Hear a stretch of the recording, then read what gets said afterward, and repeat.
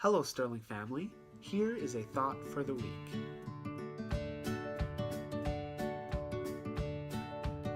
Now, it's no question that the way of Jesus is difficult.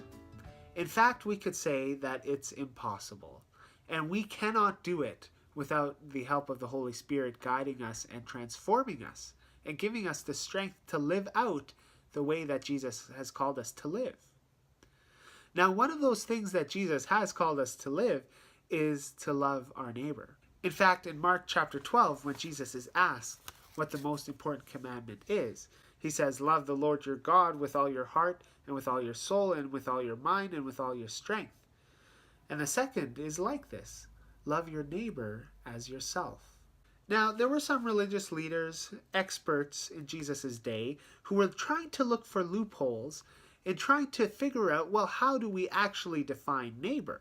Sure, I love my neighbors, but if I define my neighbor as those who are like me or those who belong to my own family, well, then that's quite easy to do.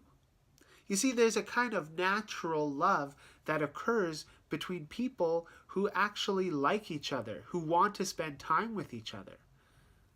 But that's not really the kind of love that Jesus is calling us to.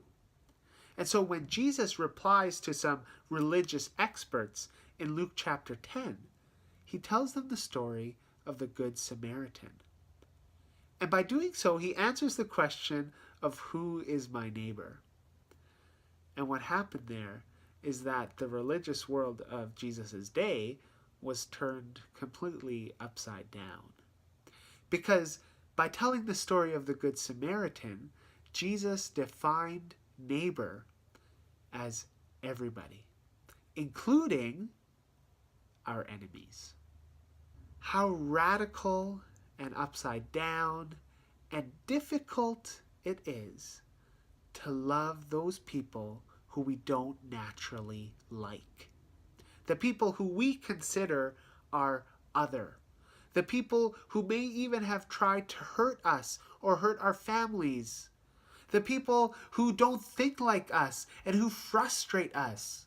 The people who don't even seem to try to want to get along.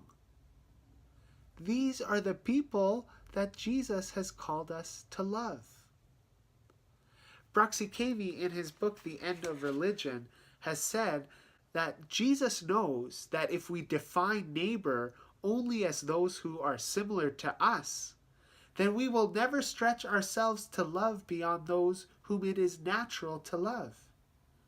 Jesus instead calls us to a love that is supernatural. This supernatural love is the same kind of love that God has loved us with. That even while we were still enemies of God, God chose to come and to live and die for us. Now, if we want to follow the call of Christ to love our neighbors as ourselves, as hard as that may be, then we really need to spend some time thinking about how we have defined neighbor. So I invite you to spend some time this week, maybe reading through Luke chapter 10 and the story of the Good Samaritan. Spend some time thinking about how it is that we can love those people whom it's not natural to love. Those people who have it out for us, whom we've been told are our enemies, who we want nothing to do with. Yes, it's difficult, but it's nothing different than what Christ has given to us. As you go into the rest of your day and this week, may the peace of Christ be with you.